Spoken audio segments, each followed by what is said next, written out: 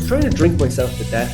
Genuinely, I just didn't want to be alive. I wouldn't have the courage to commit suicide. I didn't have the courage, but I didn't want to live, definitely. Niall, thanks so much for joining me on the Mindful podcast. Oh, thanks for having me. Lovely to hear an Irish voice. You don't get to hear many, I guess, do you? Are you the only Irish man in the village? There's another couple of older lads actually knocking around who are retired, but no, there's very few Irish. So it's always nice to. It's the one thing I do. I don't miss much about Ireland, but I miss the people and the sort of crack and that side of things. Yeah. Fair to say your life has changed quite considerably over the last 5 years or so, hasn't it? Yeah, it's been mad. It's a bit of a sort of roller coaster. It doesn't even feel real, most of it, to be honest. It Mm. feels like I'm living a dream life, and it feels like somebody else's nearly, to be honest. Well, we're going to get into the nuts and bolts of that dream over the next little while. I can't wait for people to hear your story.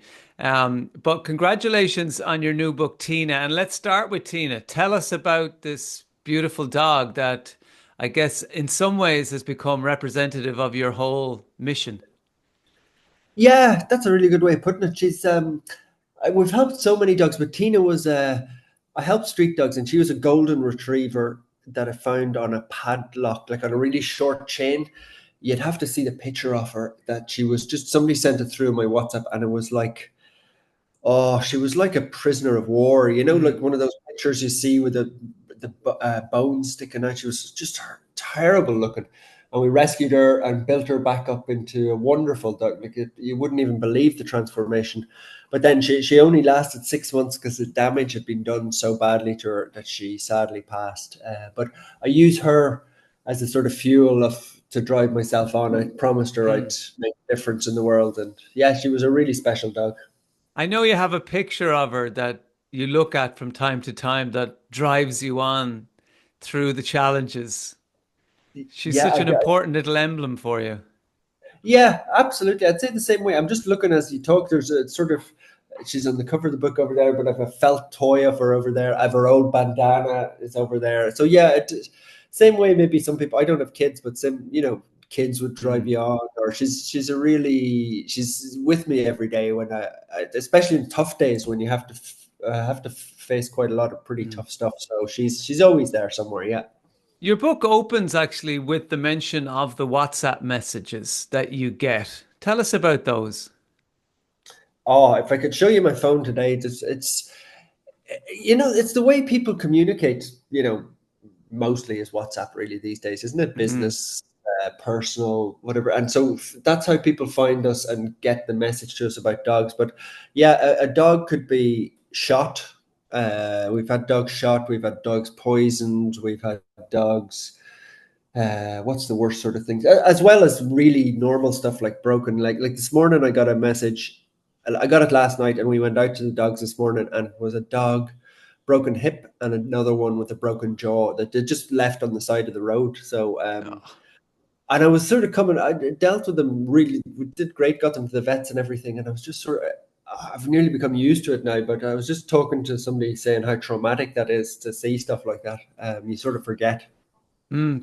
So people send you images of these animals that they'd like you to help. And you've got to open up these images on the WhatsApp and you're kind of bracing yourself as you hit download image. Is that right? Yeah, it's not even just like obviously we have a group one for Happy Doggo, which is our charity. So there's Mm. maybe vet or somebody on the intake team will send it to me. So yeah, it's a pretty high like not a great thing to be looking at, but it's kind of like I used to open maybe spreadsheets or whatever you would do in your old world when you're at home. But now, yeah, the dogs is on the flip side, that you can help them. So it's a good, Mm. there is that side of things.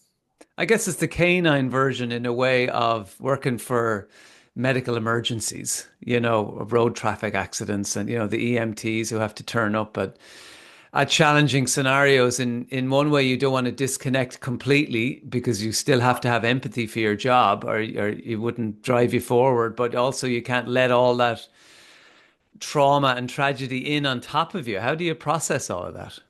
Yeah, that's a really good, like I have so much more respect for first responders and all that now. Not that I didn't before, but I just realize now what they go through. And the answer is I haven't been able to figure that out yet, because yeah, you Mm, can try and compartmentalize it a little bit, and I'm sure they get proper training, whereas we just sort of have to wing it. But it's very hard. You can't leave the job at home. Like, the days, toughest days that I have with mental health are when a dog dies. Like, a dog dying is still a dog dying. Like, it feels as mm. hard as your own pet, even if you only had it for 2 weeks. So it's hard. It's definitely hard. Yeah. I mean, I don't think you necessarily need to have a pet to relate to what you do, but I think when you do have a pet, we have a dog, Buddy, who's currently in the house because he barks his head off in the garden where I am, and he'll disturb us if he gets let out. But I think there's that special connection to a pet. I mean, they're such incredible teachers, and I know you talk about this in the book in terms of just unconditional love, being in the present moment.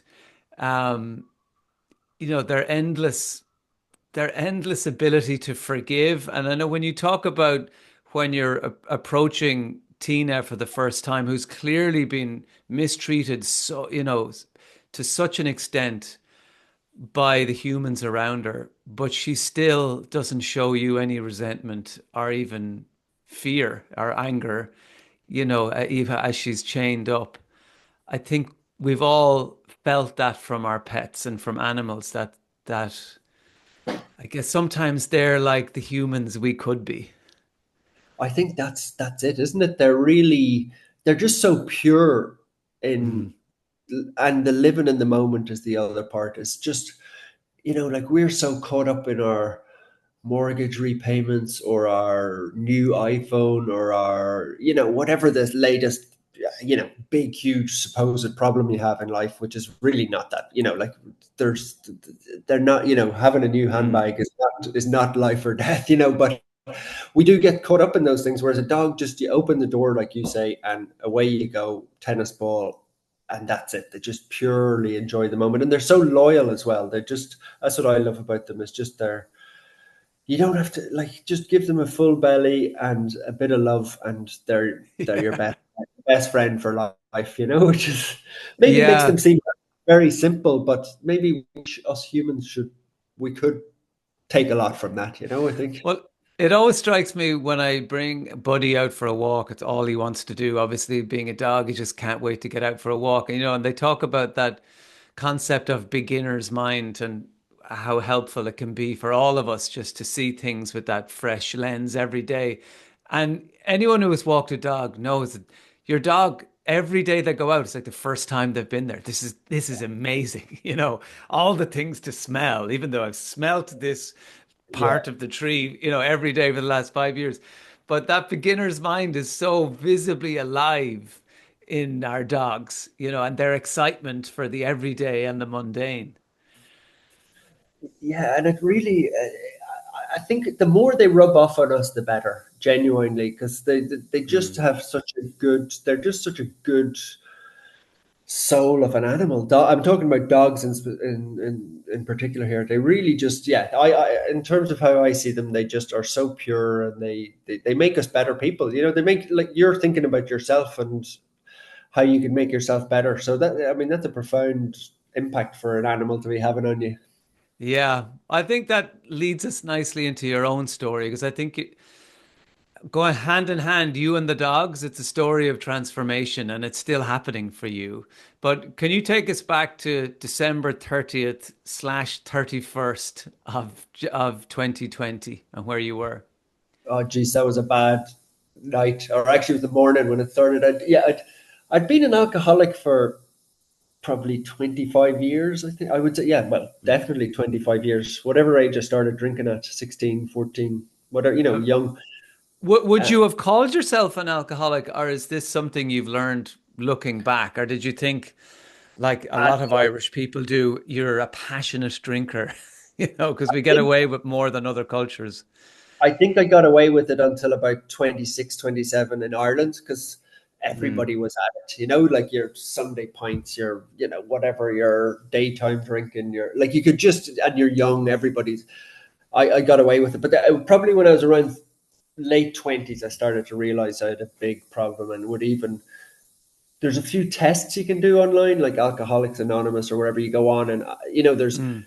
I think it used to say, like, if you tick more than, 7 out of this list, you're an alcoholic. And I was ticking, all 20 I had, like, are you day drinking? Are you, binge drinking? Are you drinking X, Y? So yeah, I knew, and I'd had a lot of attempts to give up and a lot of Mm. ups and downs. But no, I knew I was a functioning alcoholic, definitely. And so you find yourself on the phone to a close friend on the 30th of December 2020. What was happening for you then? It was end of a 6 week bender, which is hard to believe, but it was like drinking every day, 3 times a day, uh, until blackout drunk. And I was drinking and taking Valium and drinking whiskey by the end of it, which I can't even. I hate whiskey, but it was the only thing that would like calm me down, Mm. to not have the like tremors. And then eventually, yeah, I was trying to drink myself to death. Genuinely, I just didn't want to be alive. I wouldn't have the courage to commit suicide. I didn't have the courage, but I didn't want to live. Definitely. I was like just trying to, I was like, if I drink so much again tonight, I probably won't wake up. And that would have been good Mm. in my mind at that stage. So yeah, I called my friend then it was a 8 in the morning or something. And I just said, look, I'm done. I need to get to hospital immediately. My body was just breaking down, really. It was, and he got me to hospital, and it was sort of the day before New Year's Eve, and they admitted me and just hooked me up, and like it was, oh, the grimmest thing I've ever been through in my life. Like just a big needles of I don't know what to calm you down, like because it's very dangerous to stop drinking just overnight. When you're drinking that much, you can kill yourself. So yeah, a horrific time in hospital. So yeah, it wasn't the most fun time. So you rang in New Year's into 2021 in that state of not knowing if you were going to physically survive, mentally survive, what was next for you. You must have felt so lost in those moments. Totally, totally. I was rock bottom. I remember the fireworks going off, uh, but it wasn't like, oh, there's fireworks. It was like I was in such a dark place. Just like the way most normal people will have a hangover and you get the fear, in the Mm. morning. You know, take that fear and times it by 1,000. Like I was closing my eyes and there was like nearly figures coming in the night to like I was thinking, oh my god, the cops are coming to throw me in a Thai prison. I'm like just all sorts of paranoia and Mm. like really really horrible place. They're physically, yeah, you're coming off the alcohol, but then mentally it was just I like looking back on it now, I definitely had a mental breakdown. That's what I had. It was Yeah. horrific. What one thing struck me when I was reading your books, you have a shared disbelief with us all about how people can treat the dogs and the animals in some of the ways that you've witnessed, and that it just seems inhumane. But when I was listening to the difficulty of your own story and the intensity of the drinking, in a way, you were, for whatever reasons, almost demonstrating some of that cruelty on yourself, which is Yeah. so sad. Yeah, it's just it is it's like drinking is a real, you just go to a dark place and you hate yourself. And obviously I have depression as well, which is much better now. I still have it in bouts, but nothing like with Mm. the alcohol. And you just, yeah, you don't really like yourself. You just want to, it's never, people who are not an alcoholic think, oh, it's about the taste or it's about going out and partying. Like it couldn't be further. Like at the end I was sitting in a dark room drinking 3 bottles of wine, crying, watching videos of anything to try, Ronnie O'Sullivan talking about his depression or any sort of, it's like such a dark dark place that you're in. It's in no way glamorous at all. Mm. Your lifestyle up until then had been quite glamorous, though, wasn't it? In terms of your work as a chef, Um, you were on yachts cooking private meals with celebrities and superstars. To the outside looking in, people must have thought that was very glamorous. If you were coming home telling people of your exploits, it must have sounded quite glamorous, and I guess at times felt like it. Yeah, it's like anything. I think you can mask. You can sort of like, if you're young enough and like an alcoholic, you can get through situations, and like, yeah, it was glamorous from the outside, but never, like, my drinking was in no way ever glamorous. Like, there's times I remember being in, Tahiti, or I don't remember is the point, or going to Tahiti on a yacht, and you get 2 days off, and I'd be blackout drunk and passed out and not even see the place. So Mm. it's yeah, probably more glamorous from the outside than it actually is, but It kind yeah. of feeds into the hard living of the chef kitchen lifestyle, doesn't it? I think it's a bit like the world of stand-up comedy. If you're going to be an alcoholic, it's probably one of the better jobs because it's excused to some extent. It's sort of part of the fabric. It's woven into it. It's that high adrenaline, you know, doing more work on less sleep, that kind of environment. Would you say that's true? I think it is, and it's funny you say that. I've read about stand-up comics as well. The amount of manic depressiveness and alcoholism, but then Mm. it's like I was reading. I don't know if this is true, but or I think it was in Ireland. Like, a huge proportion of comedians are sober now because they had to give it up. And the same with chefs. Like, you can live that lifestyle for a while, but then you sort of trick yourself into thinking, oh, I need the drink to cook or be funny, or I wouldn't Mm. be anything. I wouldn't be anything without the drink. So and then you I get rid always of it. I saw it as a sort of weird little edgy layer that you can convince yourself you need to be in. That's sort of slightly hungover, slightly buzzed, Yeah, drunk. There's an edginess, and sometimes it is true that comedy can live in there in that sort of yeah, instability and that edginess and in unpredictability. But it's yeah. You're a bit impossible more to. risque. Yeah, Yeah, yeah, it's impossible to sustain, and I'm sure by the sounds of it, chefing is like that too. That you can manage to hit these weird points of flow on this yeah, cocktail of crazy, yeah. but you can't stay there. I think that's it. It's a very short window. Like, I would write and stuff, when I was drinking, and I remember brilliant first couple of opening paragraphs when you're just, a glass of wine in or whatever. You think this is Mm, brilliant, and then you'd write it, and you'd keep going through the whole bottle or two bottles, and you'd wake up the next morning and read it, and you'd throw it straight in the bin. Like, that's whereas at the time you're thinking, Jesus, I'm like Ernest Hemingway or something here. Like, this is the best stuff, the best stuff ever. And then you wake up and you're like, God, what is that? So yeah, it is. You're right. It's a very thin window. If you could just be that tiny bit tipsy, hungover, it would be good for creativity. But yeah, the yeah, point is well, not just chefing or comedy. Like, my life now is just 100 times better without drink. It really is. mm. Whatever tiny benefits there were there socially or whatever, I find life just way better without it. Yeah, I want to get on to well, actually, talk about it now if you don't mind. You talk about the three triggers that you have to avoid.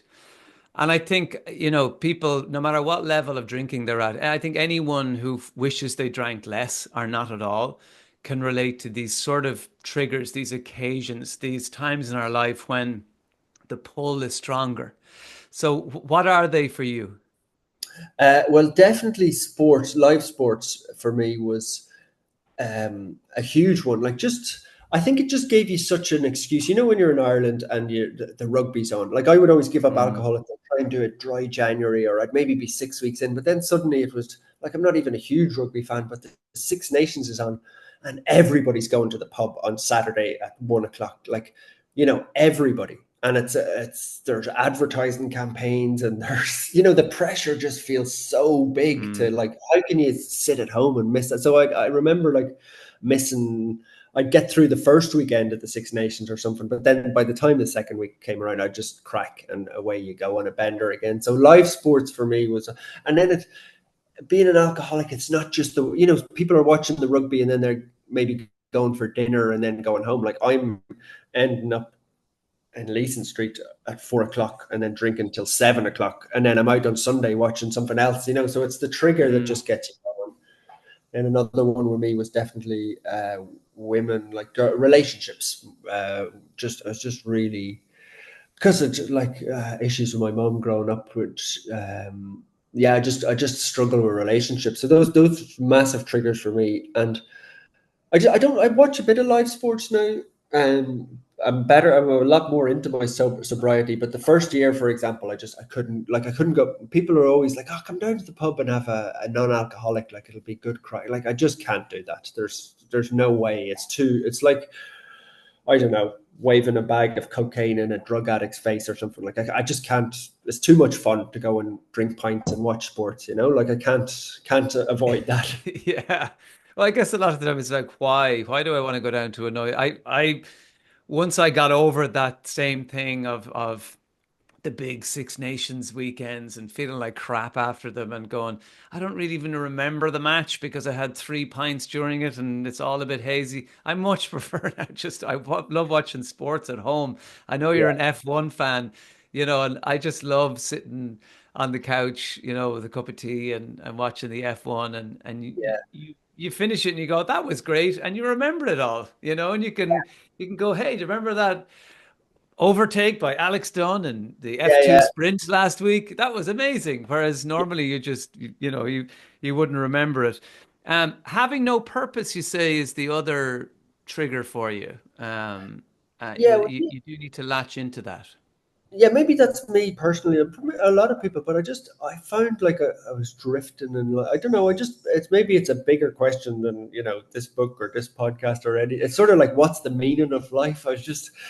I'd always struggle with that. I'd be like, oh, I've made a bit of money, or I've had, what else do you have success in? Like, you've bought something nice, or you've gone, and I'm just like, what's the point of all this? Like, what am I Mm. dragging myself in on the bus to work for, or what am I'm making all these sacrifices, but what's like, where? And I don't have kids. I keep saying, I think that's one that I could identify from just talking to my friends and everything, that's a huge purpose, that makes life more than yourself, I think. Mm. I think Would it you? can for a lot of people, but there's certainly a lot of parents who feel like they're living with no real sense of purpose. Yeah, In fact, sometimes maybe they feel like the fact that they are providers is overwhelming them and they can't tap into their own personal purpose. So I think sometimes it can be different depending. But would you? on that subject, I talk about you in my book, Busy and Wrecked, in the under the umbrella of purpose, because I hypothesize about your purpose, and I wonder, am I right? And I love the fact that I can actually get to talk to you about it, because when I wrote it I never dreamed I'd be talking to you, so this is so cool for me. um but you were a chef before. That was kind of your calling for most of your early years. I know you had media companies and things like that as well. You're a man of many talents, but uh you know providing nourishing food for humans was your thing. And at some level, you were getting a sense of purpose from that. And you have now moved to bringing nourishment and healing to animals and to primarily dogs. So to me, it doesn't seem like your purpose has changed that much, that potentially you've just gently pivoted into another space where instead of be giving meals to Bono and his friends on a yacht owned by a Microsoft mogul, you're now, giving nourishment to these poor street dogs that are clearly in need of help. And I guess for me, I could kind of relate to it because when I left the radio to do full-time mindfulness, people thought, my geez, God, what are you doing? This is a complete change of direction. But for me, my mission or my goal or my purpose, if I felt I had one, was to help people to feel better. Now I just feel like I do it in a slightly different way. Do you think that in a way your purpose is still the same, is to provide nourishment to your fellow beings, but it's just gently pivoted into dogs? Yeah, I think.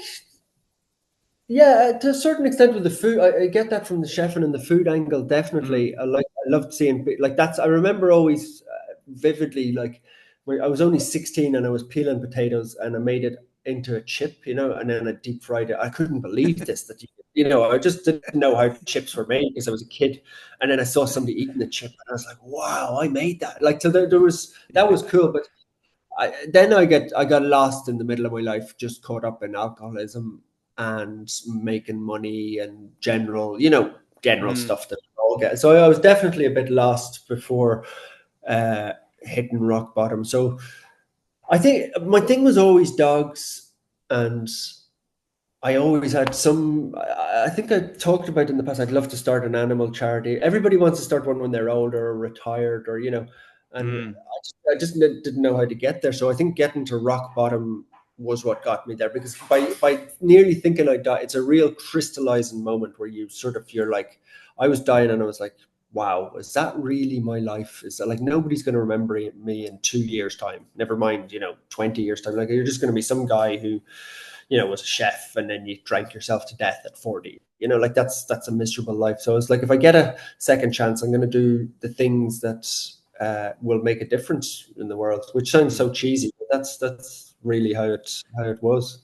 Right. Well, I was way off, so I'm gonna have to rewrite that whole chapter of the book. But it's too late. It's too late now. It's in the shops. I'll have to put in a little footnote. Yeah, By yeah, the yeah. way, Niall does not agree with this hypothesis. Well, there's definitely truth in it. Apart from the sort of 25 to 40 years old, I was just lost, you know. Yeah, yeah. Well, tell us about the moment then that you suddenly found yourself caring for dogs and how this projected you onto this whole new path.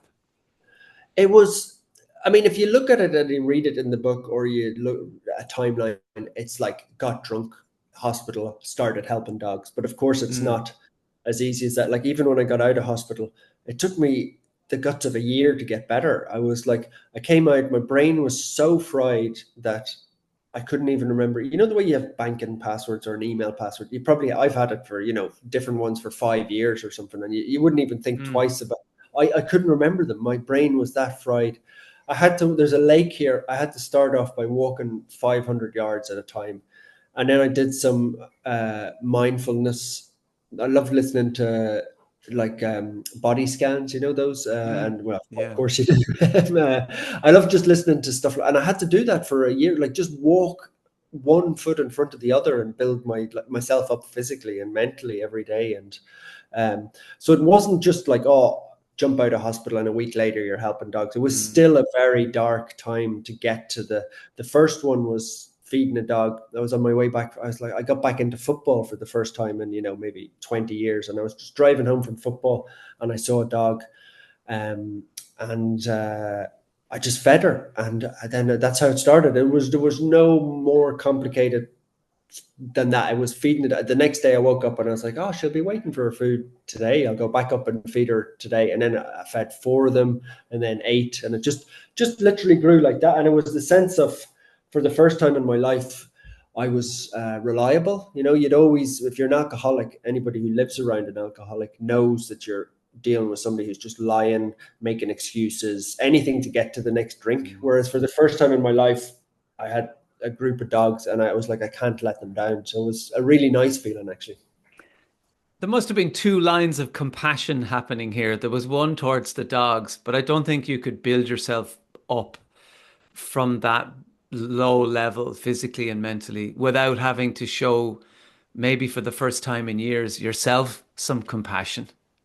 I think that's 100% right. Yeah, yeah, it's definitely, um, and also sort of admitting to yourself that you're at, you know, rock bottom, and you're either going to, if you touch another drop, you're going to die, or so yeah, it was absolutely showing myself compassion. Like, I was lucky I had still some money saved up from selling the business, and I could take that year up off. I was kind of Mm. thinking about people who wouldn't have that luxury. Like, I was able to just literally put one foot in front of the other. Then after about a month, I was able to start going to a gym, or I was just eating healthy food. I was doing anything to try and get better and look after myself, and just just try and get myself in order. Yeah. Are you consciously aware of the parallels between you and the dogs when you're they're literally going through the same things that you had to go through, building yourself back up, getting your strength back, seeing joy creep back in. Yeah, I think there's maybe not every case, but there's some cases I definitely like Tina, absolutely no doubt, because she just had Mm, her life was sort of wasted and the chain around her neck, the metaphor is the same with my life. Or I've seen dogs like Hope was the one who got shot with a nail gun. And she was just, mm, she reminded me of my mom who'd been abused and I'd seen it. She was just so coward and, timid and I could see her confidence building back up after we saved her. So yeah, not every dog, but there's you can latch parts of your own life onto them as they rebuild. And mm. there's dogs, like, for example, another one's McMuffin who had cancer. I've never had cancer, touch wood, so far, but a lot of people watched the videos had cancer and they online attached themselves to her recovery and what she was going through, and it gave them hope, seeing a dog, even though it's like their dogs. I think we just, yeah, we project ourselves onto them a little bit, don't we? Like a sort of a Yeah. Well, you talk about so many wonderful animals in the book, and I'm really excited for people to read Tina and not just learn about Tina, but all the other ones, Shaq and Hank the Tank, and and the other wonderful ones you've mentioned just there. People have really connected, and the social media aspect of what you do is so huge. I mean, you're truly global. Um, is that a weight around on your shoulders, or do you really embrace that side of stuff now, or is it just part of the deal? it's a weird one. It's a really good question because it helps the dogs. And everything I do, I ask myself, I'm like, is this going to help the dogs? So it undoubtedly helps the dogs so much. It brings people joy to people's lives. I know it just from the comments I get. People are like, "Oh, I start my day with this," or "It gives me hope," or So yeah, but if wasn't doing this, I would delete every social media app right now and live my life in a completely different way. If I wasn't, like, I'm effectively promoting the dogs, if you know what I mean. Mm, Like, it's not cheap to do this stuff. It's not easy, or so I'm giving a voice to the dogs. But no, if I had my way and I was just living my life doing, if I'd gone into, having a farm or something that didn't involve, I would not have social media. I think what I do is very positive, but they're like, and some other people as well, absolutely. But 98% of it is like so toxic and negative and bad for your mental health that mm. you have to be very careful, I think. Do you get negative stuff ever? I mean, I don't see how you would, but because what you're I doing is so full of heart. But do you get those weirdos coming at you? Yeah, you get the odd lunatic, and it does still get you. Like, I'll be out. Today, I think we've saved 20 dogs in different situations with the team, and you'll get somebody who'll message you a big long essay about why have you got the lead around that when you're doing it all wrong, and Uh, Everyone's an it expert. does, it does really still get to you, like Mm, if you read any of the comments on it's like actually embarrassing how positive they are. I'm like, I feel like ridiculous. I can't read them because I'm sort of ashamed of how positive they are. But the one negative one still gets you. It really does. Like no matter what you are, if you're Rory McIlroy or maybe those guys are better, maybe they could filter it out. But I still, the bad ones still get me. Yeah, they still do. yeah, but that's human. That's being human. We're expected to be these incredible, thick-skinned machines that can take any kind of criticism, but like if you were that person, you wouldn't be doing what you're doing. It's your compassion, your heart, your openness, your Yeah. willingness to admit your own faults. That's what's got you doing what you're doing. So it doesn't make sense that you would be this sort of Trump-esque, resistant genius to any negativity coming your way, and I, I I certainly struggle with social media in terms of we're constantly telling ourselves it's a tool that we can't do without. But none of us really signed up. Very few of us signed up to be marketing managers for our own lives and businesses. Yeah. There's a reason I didn't study marketing. I hate Yeah, it. I'm no good yeah, at it. So why do I now have to do it? You yeah. know, but I think But I think it's so many people have a love-hate relationship with it. I would just love to have some sort of app or thing that just gives me a bit of Formula One, a bit of golf, a bit of football, some of my friends, and I've met you on here, I'd follow you, and it's going to be nice. But all the other stuff that gets wedged in, and like, do I need to be reading about Ukraine or American politics? Like, no, I don't really. But then it's you see stuff that drags you in and gets you angry. Like I know. a What? a good example is Ireland. Like I was reading, this is you'd probably see Twitter or whatever. It's like you read Ireland, it sounds like a hellhole at the moment. Like from here, from 6 years being away, I was like, geez, the place is burning down. And then I go there a few weeks ago to do a talk, and I was just like walking around the quays, had a coffee. I was like, the sun was out. I was like, the place is lovely, like, and the people are all so friendly. And I was like, where's all this? I'm sure there's But problems. it's got to the point that that would be controversial. Like if you Yeah, posted yeah, online, yeah, wow, yeah, Dublin's looking fantastic today, loving the sunshine, yeah, hashtag blessed. You'd get 100. Who the hell yeah, do you think you are? The city's yeah. terrible. There's crime, there's thugs, Yeah. and that's Well, controversial now to be positive about stuff. It's I'd, amazing. I'd be Um, like, what the hell does your man coming over here from Thailand telling us it's lovely? yeah, easy for you. Yeah, Yeah, where'd you pay your tax? yeah, You know, yeah, it's yeah, exactly. it's nuts. Exactly. Do you find that women want to rescue you? Yeah, yeah, yeah, definitely. There's a lot of that. Yeah, it's more. Yeah, all joking aside, I think women are more compassionate towards the dogs. There's definitely, I would say it's 20%, 30% males, 70, 67. Like even people who want to work in the industry, or women Mm, are more, maybe it's to do with being mothers, or, that compassionate. I'm not saying there's not men, there's like a lot of men who are very, very passionate about dogs, but it skews more towards women, definitely, for mm. probably fairly obvious reasons, the nurture and sort of looking after dogs. Yeah. Do they say, come on, I'll come to my house for 6 months, Niall, and I'll feed you up and give you cuddles. Most people want to come here and throw their lives away and come and save the dogs. That's everybody's dream. Whether it's or leave their lives behind, but they don't realize what it actually involves. Mm, It's what you see again. What you see on my social media is sort of heavily edited toward. I don't want to be depressing people with people's dogs' faces shot off or something. So I try and keep it positive. But yeah, I think it's everybody's dream is to go and help dogs when they're mm. older. Well, I think it ties into that purpose or a lack of purpose sometimes when people see, or read the back of your book or see your story online, his life was in this position and then he turned it all around and now he's found his purpose. I think people want a piece of that. And as you say, it's not as simple as that. It's never as straightforward. But I think people think, oh God, if only I told my boss in the bank to shove it and go off to Thailand and help street dogs, then maybe I'll tap into that part of me that I feel is missing. Yeah, Or they want to train to be a Navy SEAL, or yeah. everybody's looking for something. And sometimes these stories like yours we find online seem to offer some answers in that And direction. I was no different. I bought all the books or the watched the podcasts or videos or whatever. Like until I found it.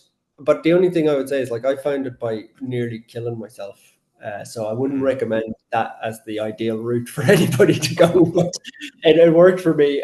But one thing I would say is you could, like, I'm annoyed with myself. Like I love dogs and I wanted to help them. Why did I not ever think to go and walk a few dogs at the Dogs Trust or somewhere in Ireland? Like why did I not just go and do that on Saturday? You don't need to move to Thailand and do it all overnight. Like why not just, if you're into surfing, just go and do it at the weekend for a day, or you don't, it doesn't have to be all or nothing for your dream lifestyle. You could mm. do a little something to make yourself happy, I think. I think that's a great point, but I guess you were missing the clarity. And I think when we do numb ourselves, whether that's through alcohol or Netflix or any level of distraction or even over exercising or whatever our drug of choice tends to be. I think when you're in that kind of numbed out space, you don't hear these little messages.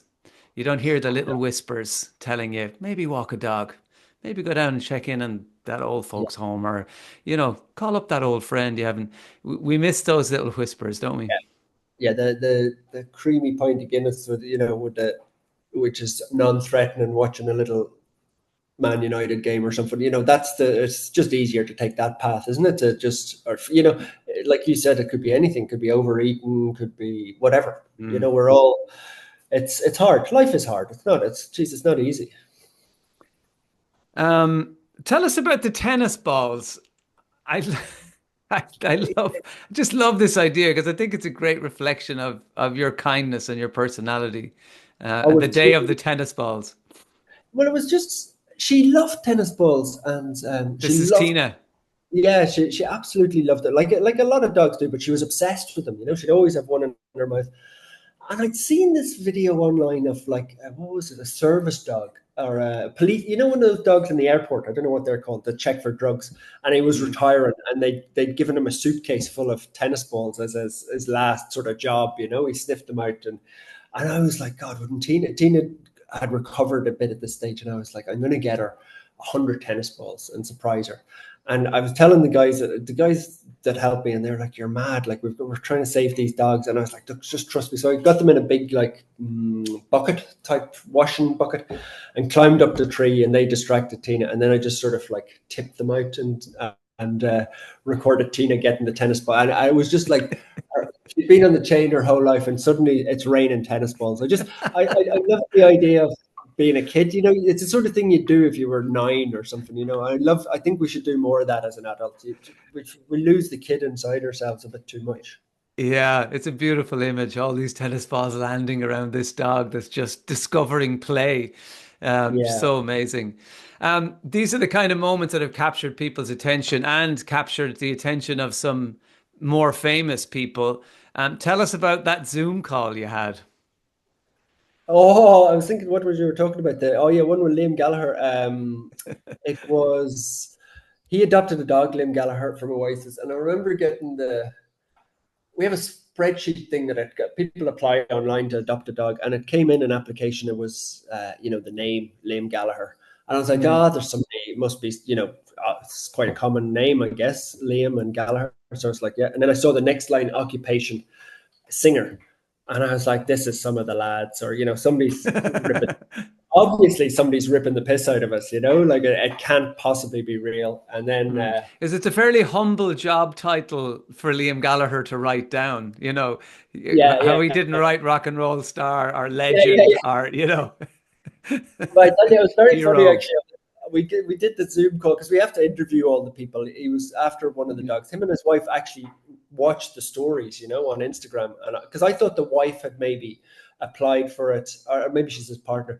I thought she'd applied for it, and she'd got Liam in as to get our attention on the spread. And then I started talking to them on the call, and Liam was like, Jesus, that Jumbo's a mad bastard, isn't he? And he started talking about all the characters, and I was like, no way, this is she hasn't been able to brief him this way. He's actually watching the story. So I was like, it was mad. It was mad. But yeah, he adopted a dog, and it's not just adopted a dog. They donated. They really quietly have helped out in the background with the hospital, and none of it in any way for attention or anything like that. So it was really just a humbling experience. Yeah. Yeah, that's magic.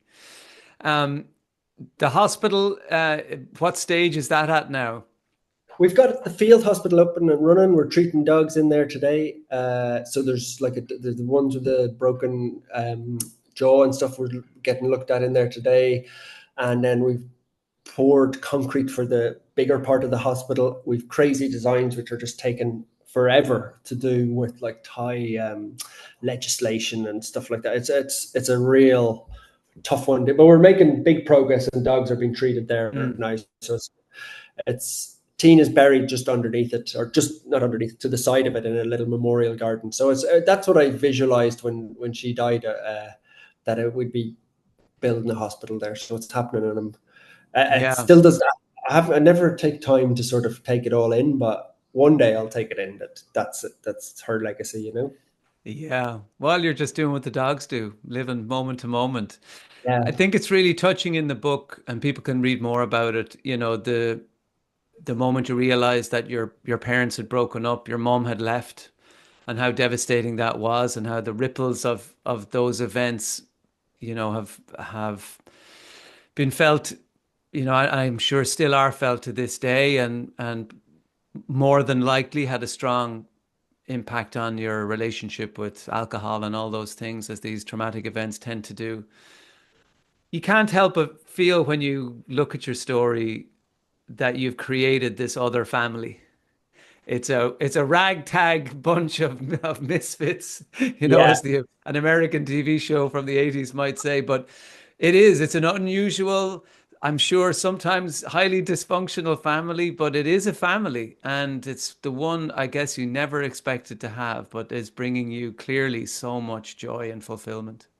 That's it. I like when I was in that hospital bed, I said to myself, and this is funny, just talking to you here. This is nearly like a therapy session because I'm living through my own. Like people Mm. think when you've written a book or you're or you've done something, you've a lot of followers online that you've some sort of big grand plan and everything's slotting it. Like I'm just making this up as I go along. Do you know what I mean? And like I'll lie down in bed tonight and think of this conversation, and it's um I can't believe that I'm here and that I'm so blessed to be to have people interested in the dogs, to have people to be helping people with struggle. Like it's my dream life, and I feel very blessed for that. And I can't believe it's true. I really can't. Mm. It blows me away.